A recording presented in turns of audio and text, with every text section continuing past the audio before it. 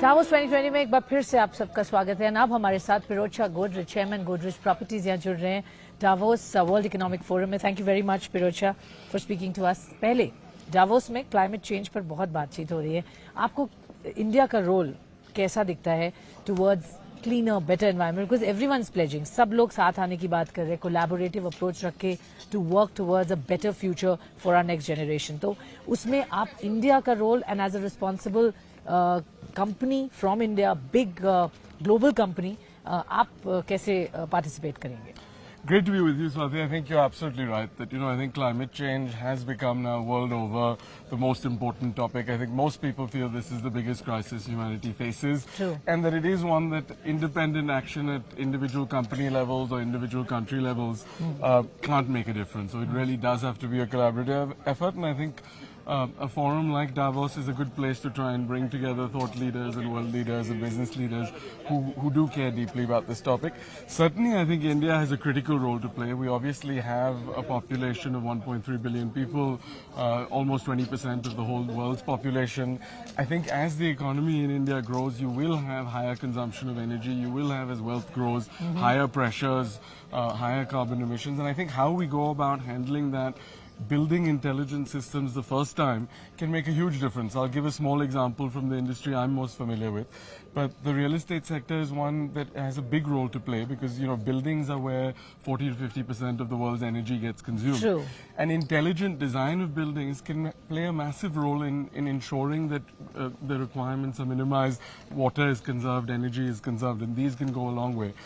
Simple things like how you orient a building so as to, in a hot country like India, most cities, make sure you're not orienting it in a way that you absorb a lot of heat from the sun, which in turn then increases air conditioning requirements. Having thoughtful policies to encourage sustainable development.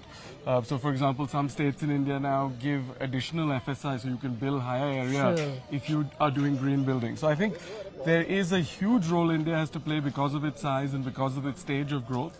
And I'm quite excited to see that the government is quite focused on this area. Absolutely, and very proactive approach on all of that. अब एक और बात है India economy को लेकर, और यहाँ हम जिनसे बात कर रहे हैं तो थोड़ा सा जो नंबर्स हैं, when we see the GDP numbers और द मैन्युफैक्चरिंग नंबर्स, वो डिसअपॉइंटिंग है, सबड्यूड ग्रोथ है, economy is not in its best of health. आपको when you talk to people, यहाँ इन्वेस्टर्स हैं जो इंडिया में इन्वेस्ट करने की सोच रहे हैं, उनका मूड कैसा है? डू यू थिंक दैट वो इसको एक टेम्पररी फिनोमिना की तरह देख रहे हैं and long term story intact होगा? दूसरा, government on their part in India, क्या उनको करना चाहिए to spur demand?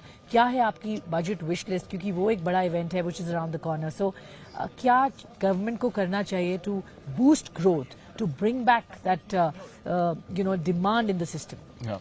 No, I think first of all, the global outlook on India is very encouraging. I think when you meet with business leaders, when you meet with political leaders, I think everyone sees India as a bright spot in the economy, not over the next 6-12 months, but really over the next few decades. True.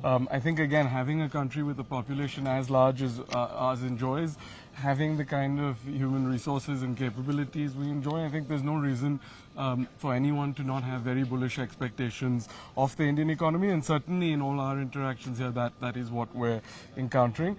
I do think the Indian economy in the short term is going through an acute demand crisis, and I think it should serve as a wake-up call to ensure policies that are both addressing that short-term requirement by trying to put money in people's hands, trying to encourage investment from the business community. But I think really for me, the more important role of the government is to focus on long-term structural reform. And I think that is what will drive these next few decades of growth that everyone is expecting out of India. And even for the short term, I think very powerful signaling of long-term intent and stability in political decision making will also create a lot of short-term optimism and short-term rejuvenation of kind of animal spirits. So I think really, rather than fiddling around with tax rates too much or looking at, just making minor changes some tinkering here and there. Exactly. I think that almost has gotten to the point where it does more disservice than benefit, because it's hard to make investment decisions if there's constantly going to be changes in the policy environment. So really, my thought is to focus much more on structural reforms, things like labor and land reforms that can unlock again, many years of growth for the country, and will signal that the government is very serious about this long-term growth agenda. Absolutely, and I think यही foreign investors भी India की तरफ देख रहे हैं when they are looking at a long-term perspective. अब हम बात करते हैं क्योंकि आपने बोला बजट में आपको structural reforms is what you expect.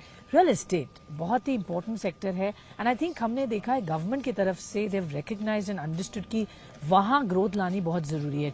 Consumption story में अगर आप हाउस या ऑटो देखेंगे वहीं स्लो डाउन देखा गया था. तो रियल एस्टेट में स्टेप्स लिए गए हैं गवर्नमेंट की तरफ से और कुछ किया जा सकता है which can further boost the sentiment. आपको लगता है there still something left to be done in the real estate sector जिसमें गवर्नमेंट का रोल प्ले करना जरूरी होगा? क्या एक्सपेक्ट कर रहे हैं बजट में कुछ ऐसी अनाउंसमेंट आ सकती हैं? Swati, again, I'd connect it back to what I was just saying. I think what the sector needs is less individual handouts or certain, policy breaks that are short-term in nature, tax cuts and the like. I think what the sector really needs is consumer confidence to return, is for the Indian economy to be firing on all cylinders. Because if that is happening, this is a sector that will naturally benefit. Real estate is something that people want to buy as soon as they have the affordability for it in place. The good news is that affordability for real estate now is actually the best it's been in almost 20 years because interest rates have come down about 400 basis points in the last 5 years. Over that period, you've had people's incomes growing at a steady clip, probably a 50% increase versus 5 years ago.